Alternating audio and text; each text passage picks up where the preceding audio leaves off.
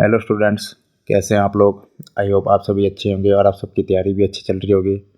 तो आज हम इंडियन पॉलिटी के 10 क्वेश्चन पढ़ेंगे। इसमें क्वेश्चन 10 होंगे पर हम इसमें नॉलेज लगभग 30 से भी ज़्यादा क्वेश्चन की नॉलेज रखेंगे। तो इसमें सबसे पहला क्वेश्चन रहेगा, विच of the following commission was appointed by central government on union state relation in 1893। मतलब कि 1983 में केंद्र सरकार द्वारा संघ राज्य संबंधों पर निम्नलिखित में से कौन सा आयोग नियुक्त किया गया था। जो कि सेंटर और स्टेट के रिलेशन है उसके लिए कौन सा आयोग नियुक्त किया था, 1983 में किया गया था। ये भी आपने याद रखनी, डेट भी याद रखनी है। तो 1983 में किया गया था आपका सरकारीय कमीशन। इसका आंसर ए राइट होगा।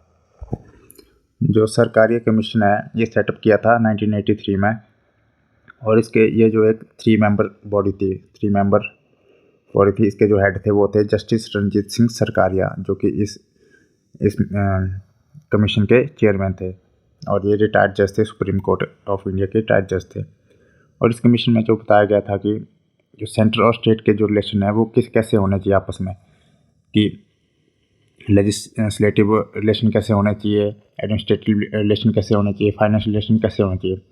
ये जो लेजिस्लेटिव रिलेशन है ये आर्टिकल 245 से लेकर आर्टिकल 255 के बीच में बताया गया है। एंड ये एडमिनिस्ट्रेटिव जो रिलेशन है ये आर्टिकल 256 से लेकर 263 के बीच में बताया गया है। और जो फाइनेंशियल रिलेशन है स्टेट एंड सेंटर के वो बताया गया है 268 से लेकर 293 आर्टिकल नंबर के बीच में बताया गया है। ये जो दत्त कमीशन है, दत्त कमीशन को जो हेड किया गया था ये किया गया था सुबिमल दत्त के द्वारा। सुबिमल दत्त, इसके जो चेयरमैन थे वो थे सुबिमल दत्त, और ये कमीशन लाया गया था अप्रैल 1968 में। और जो दत्त कमीशन है इसी कमीशन को बोला जाता है जो इंडस्ट्रियल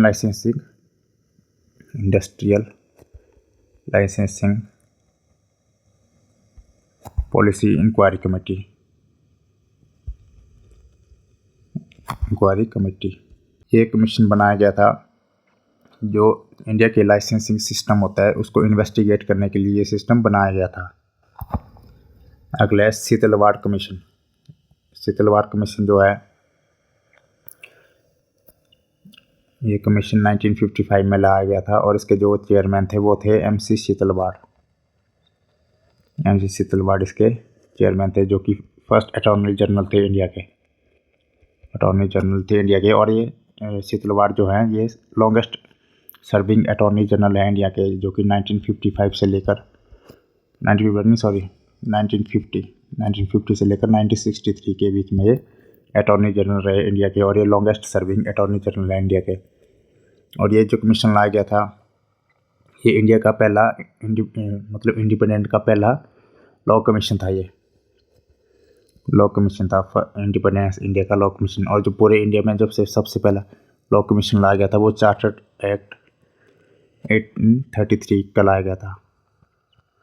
1833 में लाया गया था सबसे पहले जो है लॉ कमीशन इंडिया में। सीतलवाड़ कमीशन भी लॉ कमीशन है, पर ये लाया गया था इंडिपेंडेंट इंडिया का लॉ कमीशन था ये। अगला ऑप्शन है राजमनार कमीशन।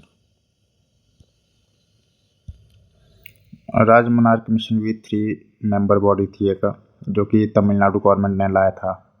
तमिलनाडु उस टाइम गवर्नमेंट थी, DMK की गवर्नमेंट थी, उन्होंने ये कमीशन लाया गया था। ये 3 मेंबर की बॉडी थी। इसमें इसके जो हेड थे वो थे PV राजमनार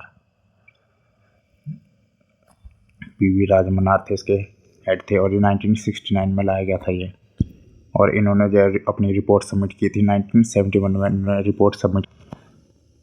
ये वाला भी कमीशन भी यूनियन एंड स्टेट के रिलेशन के बारे में था, बट ये सरकारी कमीशन से अलग था।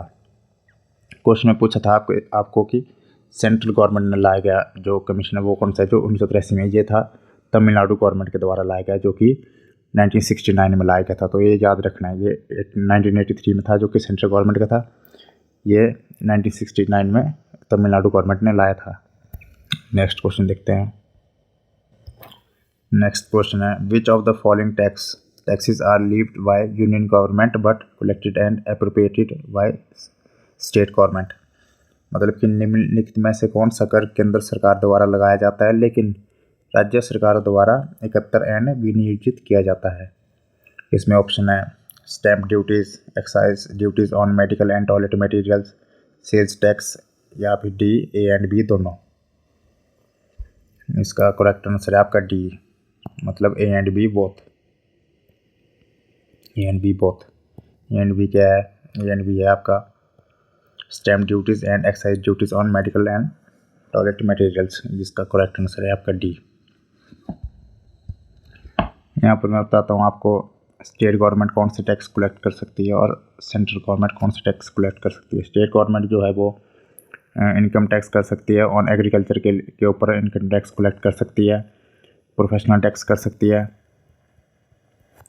और बैट कर सकती है, state excise duty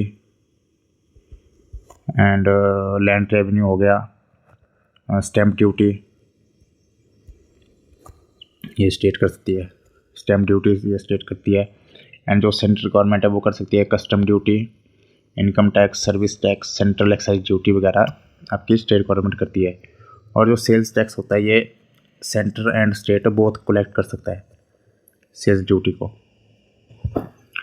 next question है which of the following taxes are imposed and collected by state government, मतलब कि स्टेट गवर्नमेंट के द्वारा कौन कौन से टैक्स लगाए जा सकते हैं और वसूले जा सकते हैं। तो इसका करेक्ट आंसर रहेगा, ऑप्शन देख लो पहले। ऑप्शन है state duty, sales tax, land revenue and all of above.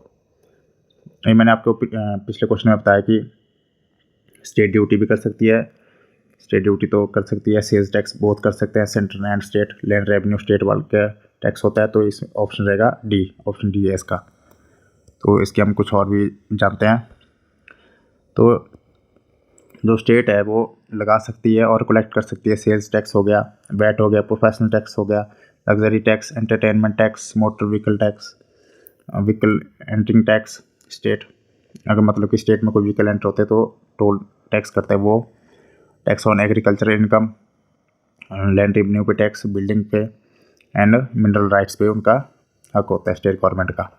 तो ये जो टैक्स हैं ये आपके स्टेट गवर्नमेंट लगा सकती है और कलेक्ट करती है।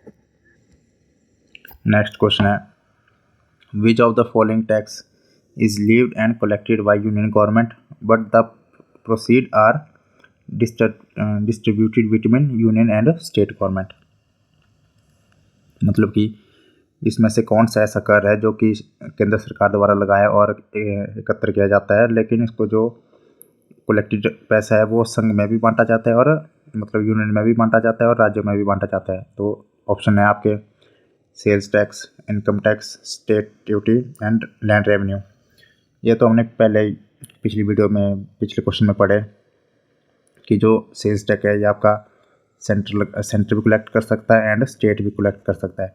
इनकम टैक्स जो है ये स्टेट ही कलेक्ट कर सकती है, मतलब सेंटर कलेक्ट कर सकती है, स्टेट नहीं कर सकती। स्टेट ड्यूटी आपका स्टेट कलेक्ट कर सकती है एंड लैंड रेवेन्यू भी आपका स्टेट कलेक्ट कर सकती है। तो इसमें से एक ही ऑप्शन बन रहा है जो कि इनकम टैक्स हो गया। तो इसका करेक्ट आंसर है इनकम टैक्स, जो कि सेंटर के द्वारा लगाया जा सकता है एंड इकट्ठा भी सेंट्रल गवर्नमेंट ही करती है, लेकिन जो इसका कुछ हिस्सा होता है वो स्टेट को भी जाता है एंड सेंटर को भी जाता है।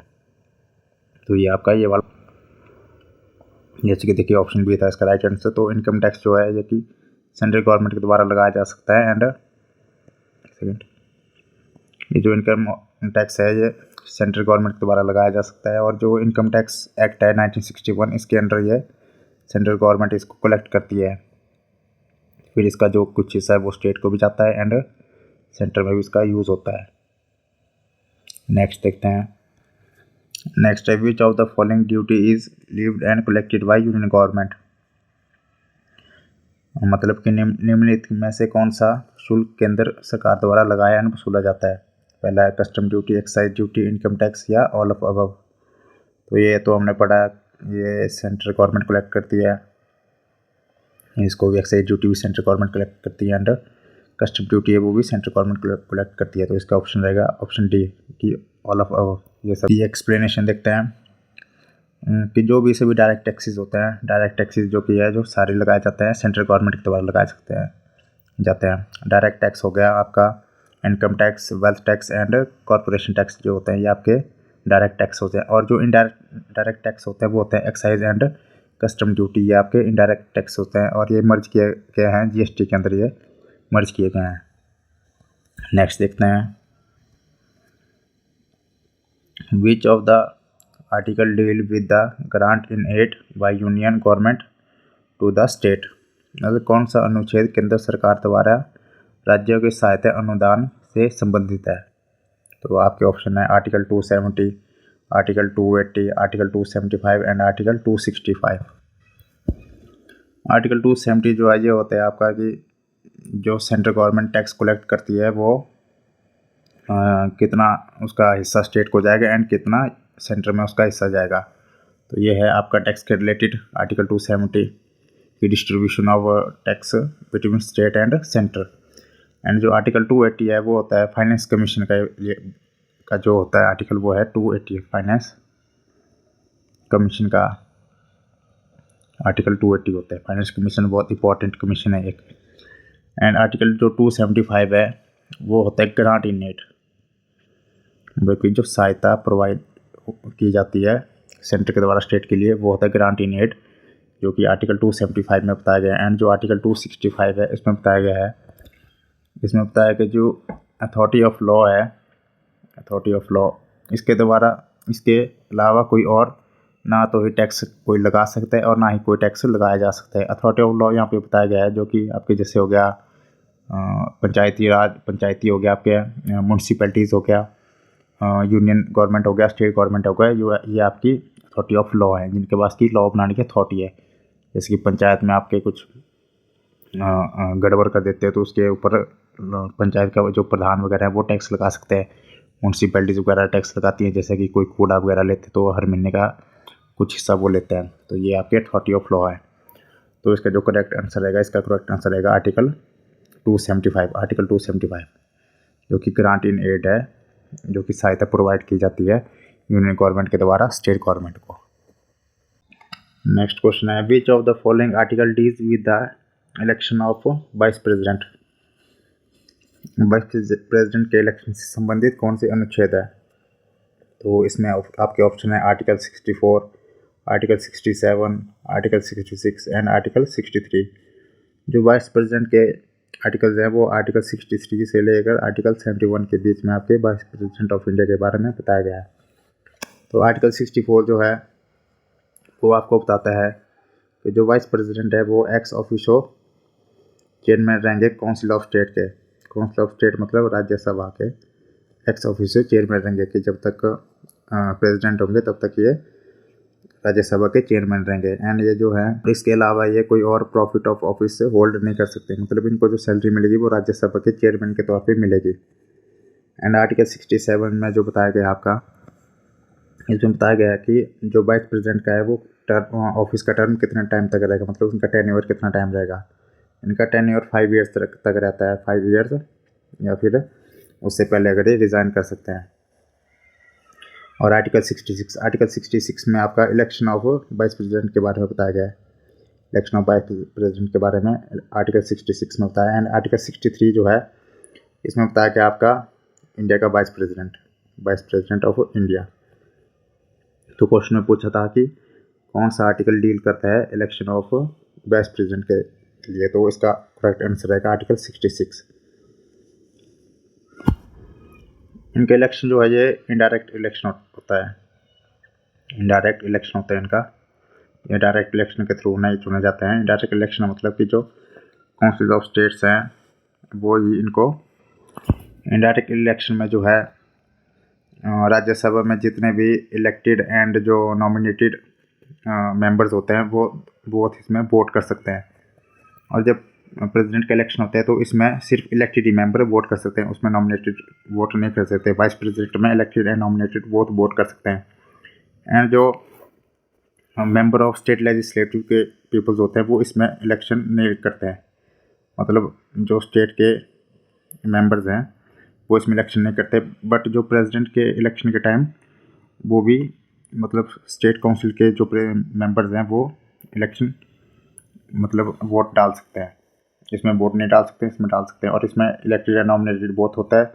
प्रेसिडेंट में सिर्फ इलेक्टेड लोग ही वोट डाल सकते हैं। एंड इंडिया के फर्स्ट वाइस प्रेसिडेंट थे आपके doctor S Radhakrishnan. Doctor S Radhakrishnan जो कि 1952 में बने थे first time, and second time 1957 में बने थे। नेक्स्ट क्वेश्चन है,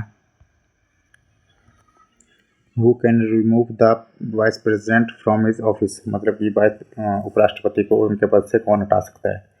ऑप्शन है आपके president, prime minister, parliament and legislative assembly of state. इसका जो आपका करेक्ट आंसर रहेगा, इसका करेक्ट आंसर रहेगा पार्लियामेंट, ऑप्शन सी। वैसे तो प्रेसिडेंट भी इसको नॉमिनेट कर सकते हैं।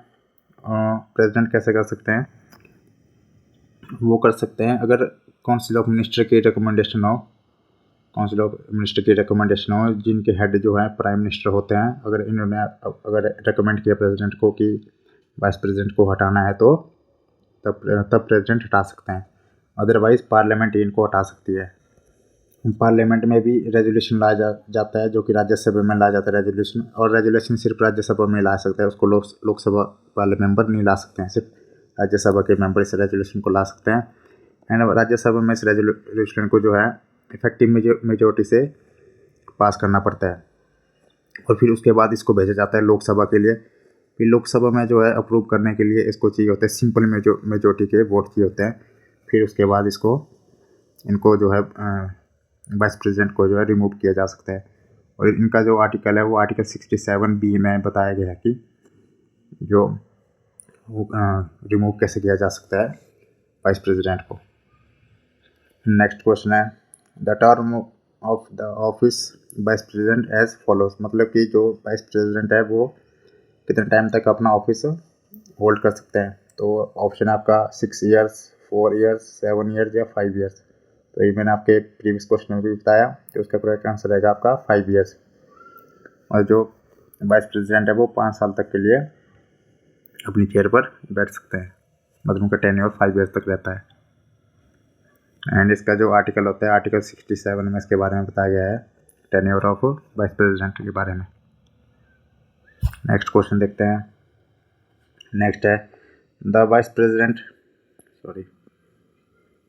President is ex officio chairman of, मतलब कि राष्ट्रपति प्रधान अध्यक्ष होता है किस चीज़ का, राज्यसभा का, लोकसभा का, प्लानिंग कमीशन का या नेशनल डेवलपमेंट काउंसिल का। ये भी मैंने आपको प्रीवियस क्वेश्चन में बताया कि जो वाइस प्रेसिडेंट होता है वो राज्यसभा का एक्स ऑफिशियो चेयरमैन होता है। और इसका जो आर्टिकल है वो है आर्टिकल 64।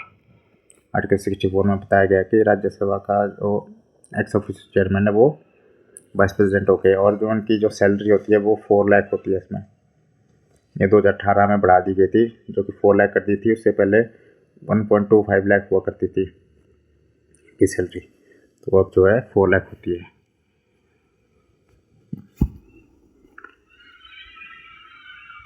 ये तो हमने अभी डिस्कस कर लिया। तो थैंक यू गाइस, ये थे आज के टॉप 10 क्वेश्चंस। तो इसमें आपको नॉलेज मुझे लगता है काफ़ी सारी मिल गई होगी, तो आपने इस वीडियो को अच्छे से देखना है, रिवाइज जरूर कर लेना है। Thank you guys, thank you so much.